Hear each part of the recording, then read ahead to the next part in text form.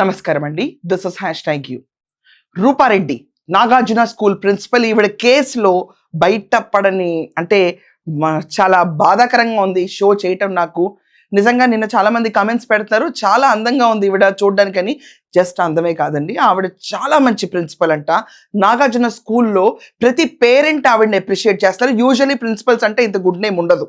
వాళ్ళకి ఏదో ఒక ఇష్యూలో ఒక్క పేరెంట్తోనే గ్రీవియన్స్ ఉంటుంది. కానీ ఈవిడికి 100% నో గ్రీవియన్స్ రికార్డ్ ఉన్న ప్రిన్సిపల్ ఈవిడ.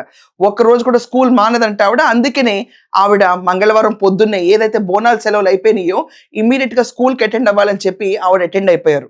అలాంటి రూపారెడ్డి గారు లేరు అన్న వార్త కుటుంబ సభ్యుల్లో వాళ్ళ కొడుకుకి చాలా బాధాకరంగా ఉంది. అతను డిప్రెషన్ కూడా వెళ్ళాడంట. నిజంగా ఈ వార్తలు వింటుంటే బాధగా ఉంది. ఈరోజు సీసీటీవీ ఫుటేజ్లో అందరికీ ఒకటే ఒక డౌట్ కనిపిస్తుంది. ఆ ఎర్ర కలర్ చొక్కా అతను ఎవరు? ఈ ఎర్ర కలర్ చొక్కా అతను తప్ప అక్కడ అసలు ఒక్క మనిషి సంచారం లేదు. కానీ ఆ ఎర్ర కలర్ చొక్కా ఏమైనా ఇంట్లోకి వస్తున్నట్టు కనిపించిందా? లేదు. అతను అక్కడ రోడ్డు మీద వెళ్తున్న ఒక సంచారి. కానీ అతని గురించి కూడా పోలీసులు ఆరాధిస్తున్నారు.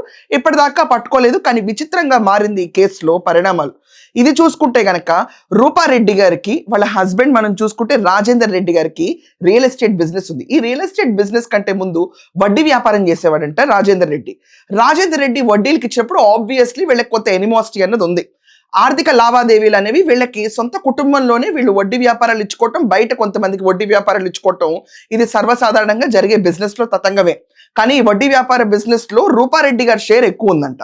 అంటే మనీ ఇన్వెస్ట్మెంట్ కానివ్వండి, అదంతా రాజేందర్ రెడ్డి డబ్బుల కంటే కూడా రూపారెడ్డి డబ్బులు ఎక్కువ ఉన్నాయంట. అందుచేతనే రూపారెడ్డి హత్యకు గురైందని చెప్పి పోలీసులు ఇప్పుడు నిర్ధారిస్తున్నారు. రూపారెడ్డి గారిని నిజంగా మీరు ఒక్కసారి ఇంటే సీన్ ఆఫ్ క్రైమ్ అఫెన్స్ 27 సార్లు కత్తితో పొడిచి తలపైన కూడా పొడిచారంటండి.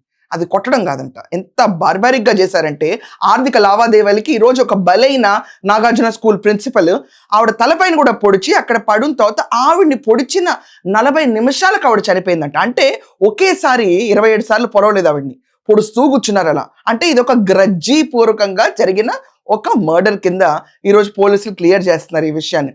ఇది కాకుండా రూపారెడ్డి గారి బ్యాంక్ అకౌంట్స్ కూడా చెక్ చేస్తున్నారంట. అంటే ఆవిడ ఫోన్ కాల్ రికార్డ్స్ లో పెద్దగా ఏం దొరకలేదంట ఆవిడది. కానీ రాజేందర్ రెడ్డిని మాత్రం రిమైండ్లోకి తీసుకుంటున్నారు పోలీసులు, వాళ్ళ హస్బెండ్ని. ఎందుకంటే ఆవిడ రాజేందర్ రెడ్డి గారి పైన ప్రెషర్ కూడా పెట్టారన్న వార్తలు వస్తున్నాయి. ఏంటంటే నా డబ్బులు నాకు తిరిగి ఇవ్వు, ఇప్పటికీ వ్యాపారానికి నేను చాలా వరకు నీకు హెల్ప్ చేశాను కదా, సో నా డబ్బులు నాకు తిరిగి ఇవ్వు అని ఆవిడ ప్రెషర్ కూడా పెట్టారంట హస్బెండ్ పైన. యూజువల్లీ ఎవరన్నా హస్బెండ్ అండ్ వైఫ్ లో ఉన్నా కూడా ప్రెషర్ అంటే అడుగుతారు కదండి, మనం ఇన్వెస్ట్ చేసాం కదా మన డబ్బులు ఏమైనా అని. అదే జరుగుంటుంది అక్కడ. ఎందుకంటే ఈవిడ గురించి చాలా క్లీన్ ట్రాక్ రికార్డ్ ఉంది. ఆవిడ జీతం సంపాదించింది ఇన్వెస్ట్ చేసుకోవటం, ఇల్లు కొనుక్కోవటం, ఇంతే ఆవిడ. She's a very clean track record lady. అదే కాకుండా రియల్ ఎస్టేట్ లో వెంచర్స్ కూడా ఈవిడ ఇన్వెస్ట్మెంట్ భారీగా ఉందని చెప్పి అంటున్నారు. అంటే రాజేందర్ రెడ్డి గారు రియల్ ఎస్టేట్ బిజినెస్ లో చేసే ప్రతి ఇన్వెస్ట్మెంట్ లోనూ రూపారెడ్డి గారు ప్రతి పైసా ఉంది దాంట్లో అని. సో ఆవిడ వాళ్ళ హస్బెండ్ ని అకౌంట్స్ అడిగిన తర్వాత ఎవరెవరికైతే మనం అప్పులు ఇచ్చామో వాళ్ళ చిట్టాయివు ఏవి రాని బాకీలు వాటి గురించి మాట్లాడదాం అంటే సుపారీ ఇచ్చి ఇవన్నీ చంపించారు అన్న విషయం మాత్రం క్లియర్ గా అండర్స్టాండ్ అయిపోతుంది అందరికి.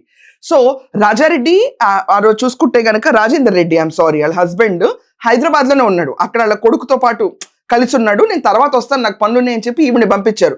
పంపించిన తర్వాత ఆ రోజు ఫోన్ కాల్ అనేది చేయలేదు. నేను చాలా మంది అడుగుతున్నారు కాల్స్ వచ్చినాయి అని. లేదు, రాజేందర్ రెడ్డి ఆ రోజు ఫోనే చేయలేదు ఆవిడకి. మరుసటి రోజు అంటే మంగళవారం సాయంకాలం 5:30కి ఆవిడ ఇంటికి చేరిన తర్వాత, ఆవిడ మరణించిన తర్వాత మరుసటి రోజు ఉదయం 7-7:30 ప్రాంతానికి మాత్రమే అతను ఫోన్ చేస్తే ఫోన్ స్విచ్ ఆఫ్ వస్తున్నప్పుడు పైన అద్దెకున్నాళ్ళని పిలిపించి డోర్లు ఓపెన్ చేయించాడు. అప్పుడు దాకా రాజేందర్ రెడ్డి ఫోన్ అన్నది లేదు. ఇది కాకుండా ఇంటికి కొంతమంది రిలేటివ్స్ వస్తున్నారు, ఫ్రెండ్స్ వస్తున్నారు అని వాడు చెప్పిన మాట కూడా స్కూల్లో చెప్పడం తప్ప రాజేందర్ రెడ్డికి ఏమాత్రం క్లూ లేదు. ఇది ఏదర్ డబ్బులు హస్బెండ్ దగ్గర అడిగినందుకు సుపారీ ఇచ్చి జరిగిన వ్యవహారమా, లేకపోతే బయట ఎవరన్నా డబ్బులు తీసుకుని కుటుంబ సభ్యులు ఈవిడ్ని డబ్బులు ఇవ్వలేక కష్టపడి చివరికి ఈవిడ్ని ఇలా హతమార్చారా అన్న విషయం పైన నేరో డౌన్ అవటానికి ఉంది. దాని గురించి ఇప్పుడు రాజేందర్ రెడ్డి ఫోన్ రికార్డ్స్ అని వెరిఫై చేశారు, ఒకసారి ఇన్వెస్టిగేట్ చేశారు, ఆయన రిమైండ్ లోకి తీసుకుంటున్నారు. Most probably in another 24 hours ఈ కేసు ఒక కొలిక్కి వస్తుంది. కానీ తస్మాత్ జాగ్రత్త.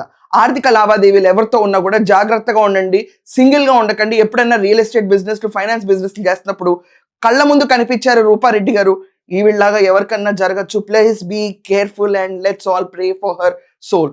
That's all for now. Thank you.